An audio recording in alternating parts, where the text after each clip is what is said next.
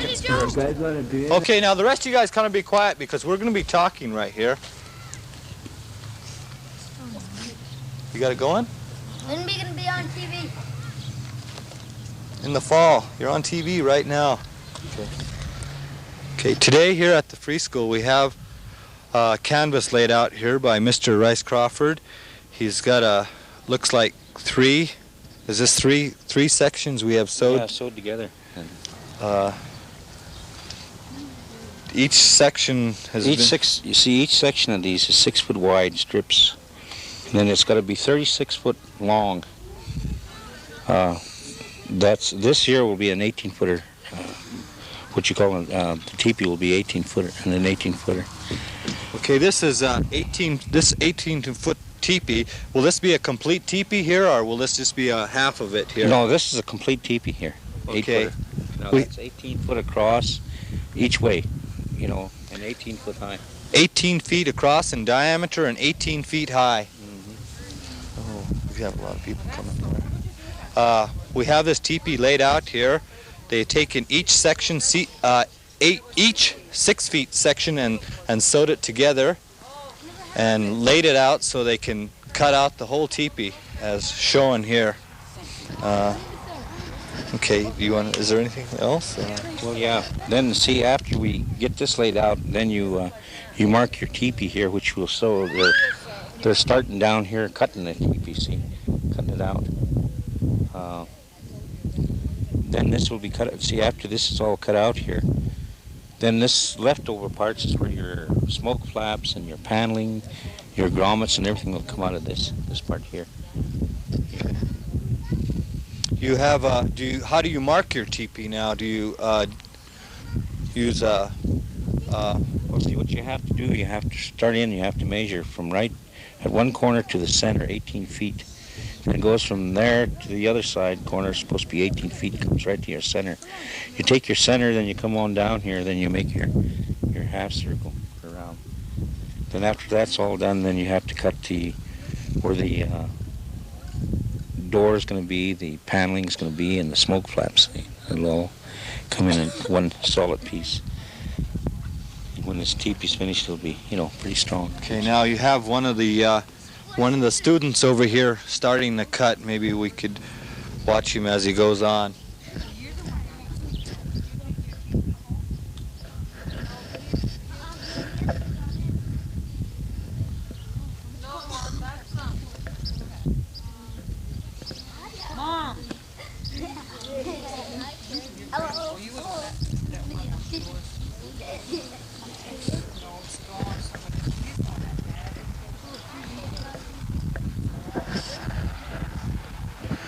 Which one's that? Dwayne, can you run up there and get the scissors that's on my table? Just cut it off, Wayne. Mr. Crawford, I was wondering about this teepee here. This particular style would be known as the Blackfeet style. This is the Blackfeet style. Now See, the reason a long time ago you used to have the narrow strips, and that's what they first came out with, the narrow strip, 3 foot wide strip canvas. They didn't have the wide foot strips. So they used to sew all that extra sewing. There was a lot of sewing in it, before. And so now that later years they come out with this wider one, well then there's not so much sewn in there, so they used to start sewing them wide. But rather, how they sew them, see, you still have to come out with this cut in order to get the funnel. Even the Sioux, the Crows and everything.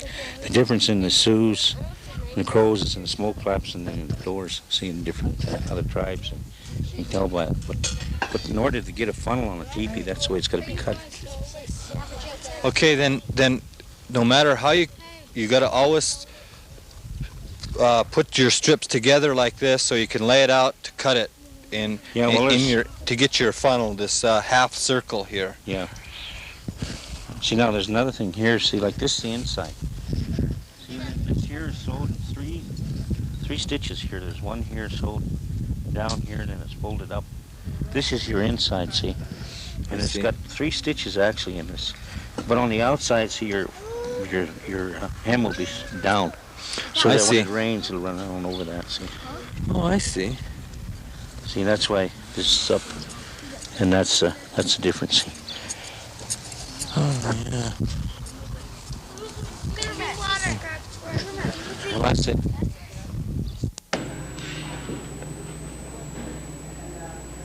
Looking at one of Neil Parsons' paintings here at the Black Wolf Gallery, and with us we have the owner here, King Kuka, a well-known Blackfeet artist. King, I was wondering if you could tell us the style of Neil Parsons' painting.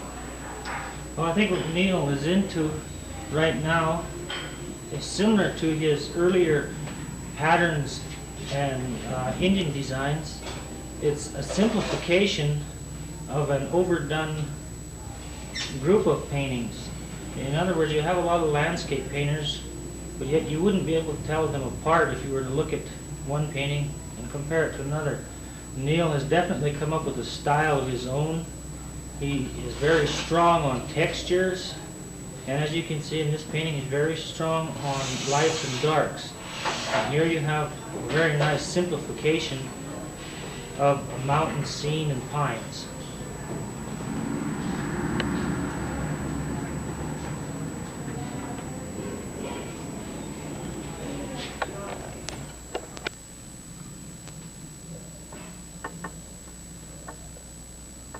Looking at another Neil Parsons painting here, I was wondering if you could tell us more about his style here. Well, I feel Neil is very successful with his simplification, yet maintaining a feeling of atmosphere and light.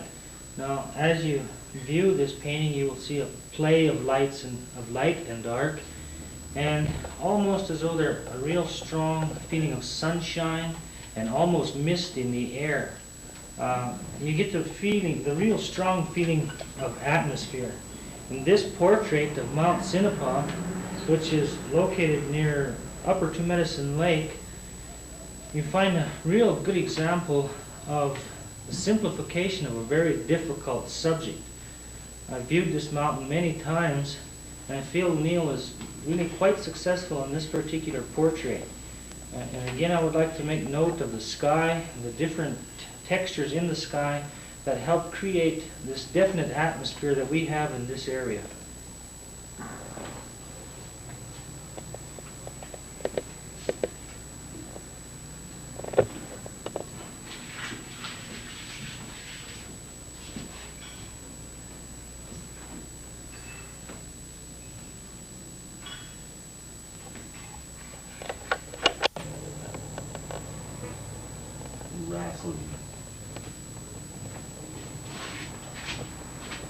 Tourist in Glacier Park.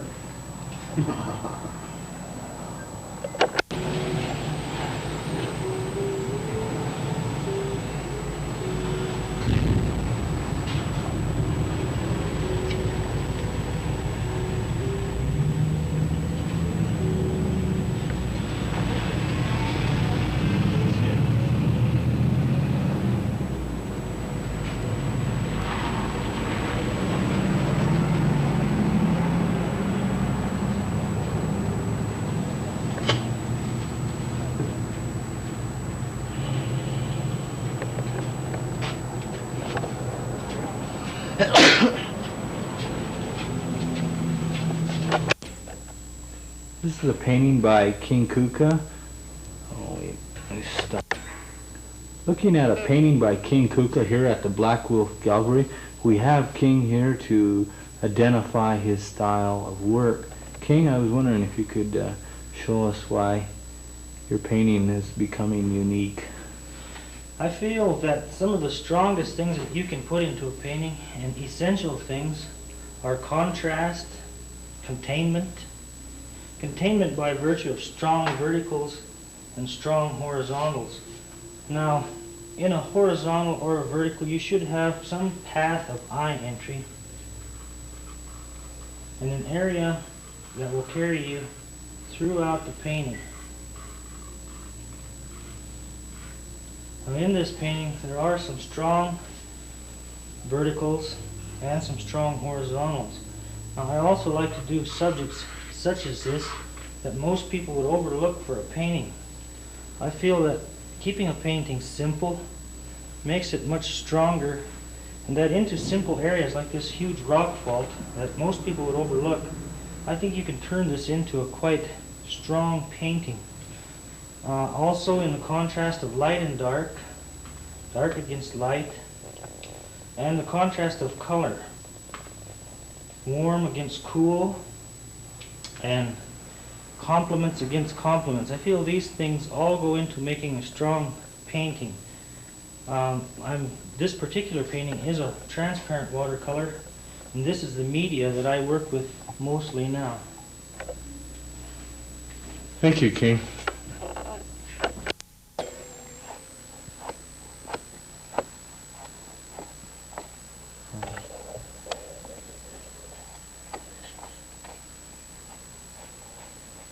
Teepee poles are skinned, are peeled like this. Why don't you just cut it to stop? Okay, Mr. Crawford here has been asked to show us the preparation of teepee poles here. Well, he's peeling. See, he's peeling with the draw knife. In the old days, they didn't do that. See, and then you went up at a certain time of the year, and usually the old ladies would go up and they'd choose their teepee poles. And a certain time of the year, spring of the year, then they won't need that. See, and that thing was they could just use their hands and peel that off. But now that we use the draw knives now to get the set, and usually you don't skin all the way to the top of the pole. And this is the way we're getting these prepared for the teepee. Okay, cool. Okay, let's just walk up here and look at the poles. How long is some of these poles here? Well, these here are going to be for an 18-footer, and they're 27 feet long. 27 feet. Yeah. Then we're cutting them off to 24 feet. See, the one he's peeling there is about, well, it's almost a 27-foot pole. This type of pine, This is called lodgepole. Yeah, this is the lodgepole pine? Lodgepole pine, known as white fir. Do you have a special place you go to get these, or? Yeah, most of these, well, where we go on is along the foothills. And this year's kind of usually where it's been burnt over at one time, and the second growth comes in. Usually get a lot of lodgepole pine coming.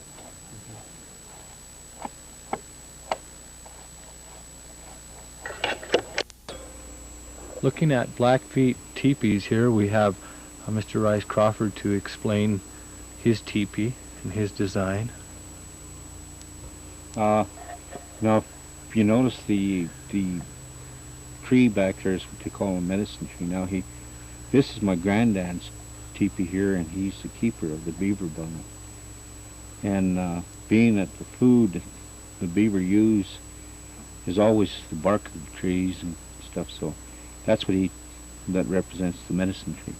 See, the beaver as the some beaver bundle keepers will have a streak around the middle with beaver in it. See, with the beaver design. Yeah. And then as you go on up, you can see the rainbow up there. That represents the rainbow, the red, blue, and yellow. Then the black part represents night. Then on top, you see a lot of people call it the Maltese cross, and he said that was seen mostly in. They really noticed it coming in when the missionaries came in, but we found out later it represents. They just changed the design, but they always had the four names, meaning four winds. Four directions. Four directions of the winds, yeah. The west, south, east, and north. Then as you look to the front, you see 7 stars, supposed to represent 7 stars, and that's the 7 nations of the Blackfeet, Pagans, and all the different tribes. Tribes. Then if you look at the top, the way the poles are stacked, now them's got to be stacked a certain way. or else you either get a downpour or all the water run inside, and it's got to be a special way that those poles are stacked. This way is probably different than some other tribes. It's different from the the Sioux and the Crow, the ones that use this 3-pole. We use the 4-pole.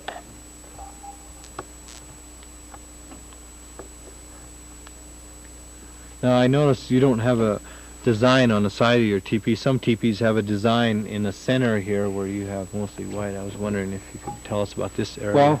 Well, just like I'm saying, some of the guys that's got the beaver bundles, they call the beaver keepers of the beaver bundles, will have a design going in there. And usually it'll be a blue streak, or they'll draw a beaver. It's kind of an odd shape, make them long, and they'll have them going across the middle. But he's got just the medicine tree in his. This is your center design, like this is with the family design. Yeah, this one here, this. Then as you noticed on the bottom there, the mountain, they call them mountain design. And if you see those circles right underneath the mountain there, where the sharp points come up, then that means falling stars. On the side there represents rock, and if you noticed, all the Plainians use that. You see, because of the mountains are kind of sacred grounds for the plain. Most all the Plain Indians. It's even counting the Sioux, Crows, and all that. So that means rock and mountain. And if the underneath it's falling stars, and usually you'll see stars put up on top too.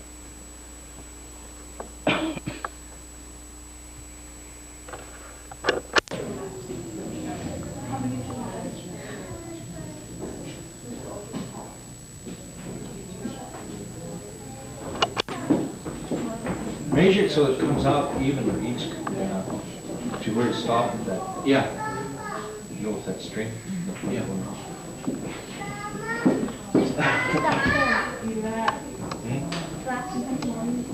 Oh, that's so that this stuff will show up in there, because this is white. See, if you had something white underneath it, you wouldn't see this. So you put the black down there, so that shows, and that's what I can see. We have Mr. Rice Crawford here showing us the preparation of a headdress. As you can see in front of him here, he has started a few stitches already. Maybe he can show us exactly how its first part of it is put together. Okay. Well, first you get a group of you got to get a bunch of porcupine hair quills. They call them hair quills. That's what this is. Then you have to break them down like a full roach. They call it full dress roach. Is usually from 10 to 15 hairs. And you break them down and you get them into a little, what's named like this here. And then you make it similar to Bead loom. Bead loom. So only it's this here's the same deal here. Then you take you take this, then you bring it right up over it, bend it down, take your string, and go right around. This is what they call the want us to bring this over. Then you bring it over here. Now that ain't a tie. Now this is when it's what you call a tie. You can let it go then after that. Okay, then you get another bunch, which I've got already picked out here, and then you just keep on going.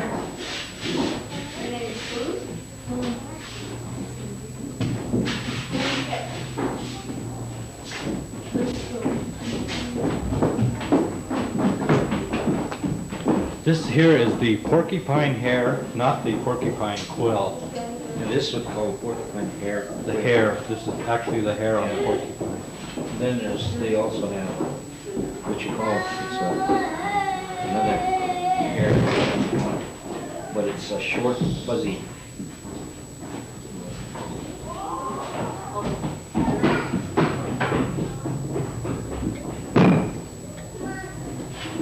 Now this is when this is tied this way, then you can let go.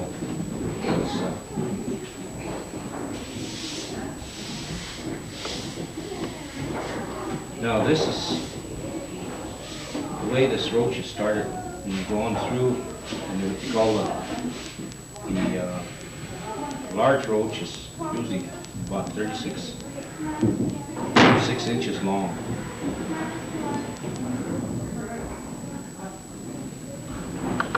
Another tie here.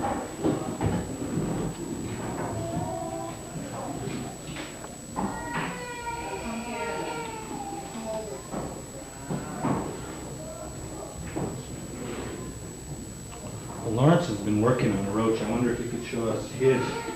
He's got his mostly made here. Lawrence?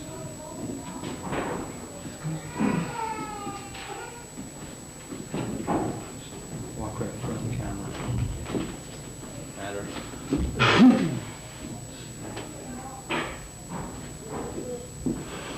This is one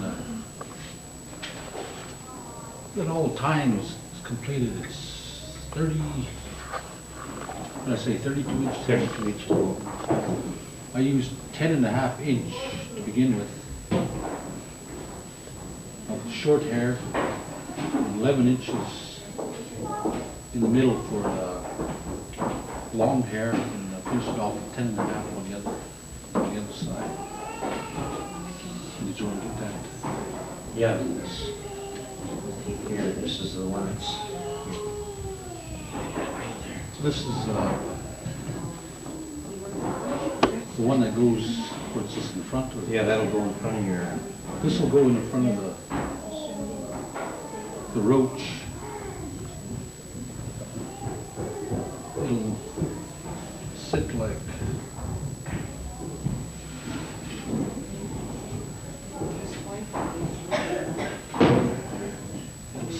this after it's completed.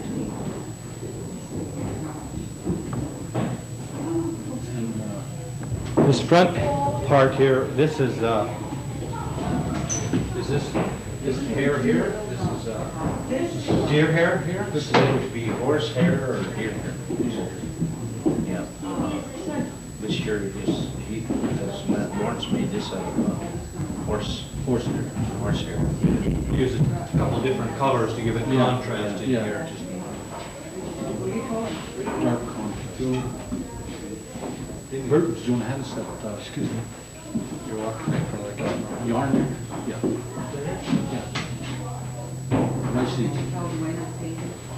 Rice could explain that.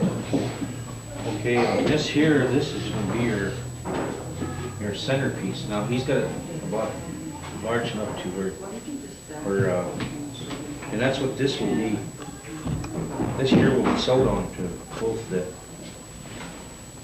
This will go. You start in the middle here, and then this will go back.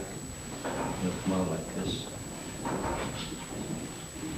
Here, after you finish it, you'll see what it'll look like when it's all completed.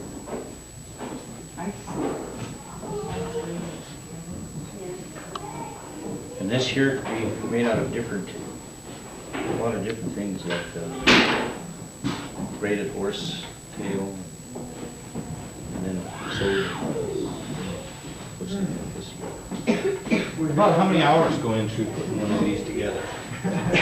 Well, if you work at one steady, say you take about 4 hours.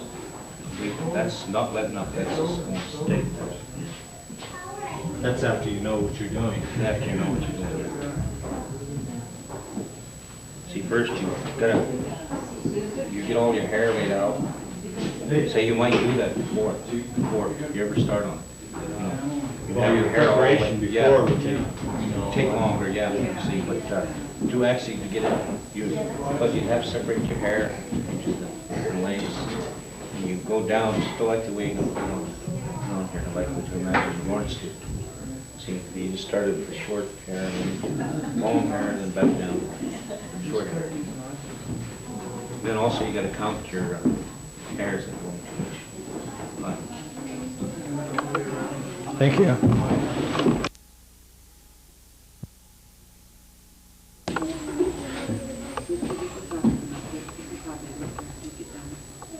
We have Ed Albert here demonstrating with a model on how to lay out a teepee, making the cuts for the doors and whatnot.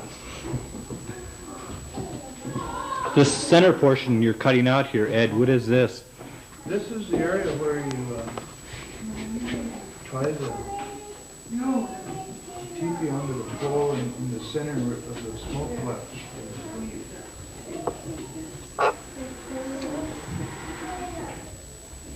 And the smoke flap ears will attach on this area right here. This. I'm cutting the door out down here.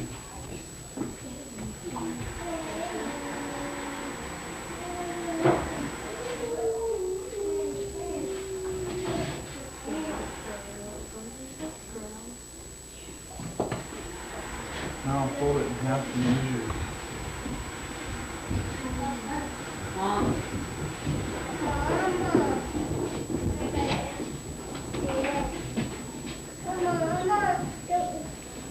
Maybe you could explain what you're cutting out and what you're measuring there, Ed. Okay, I cut out the door on this side, and it's visibly attached to the smoke flap for the ears. And then I fold it right over in half so that it'll come out right. And I draw in the door, the other half of the door.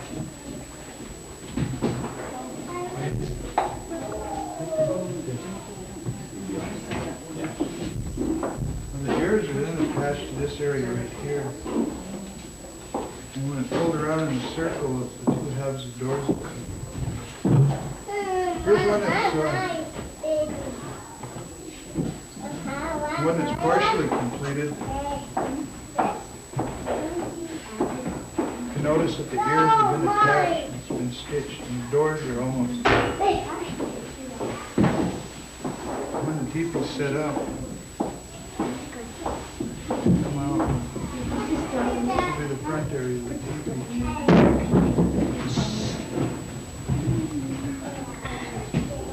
Okay, this looks like a large...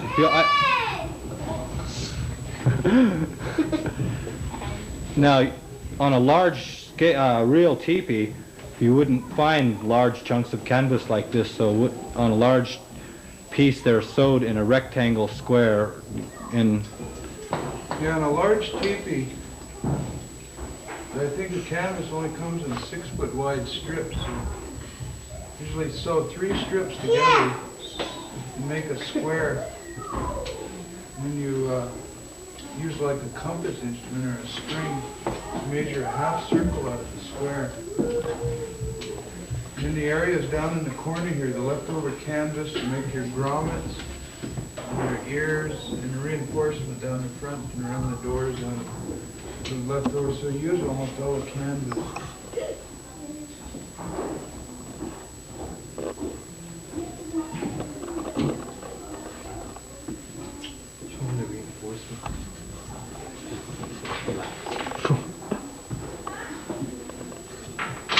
The reinforcement strip has to be run down this front edge here.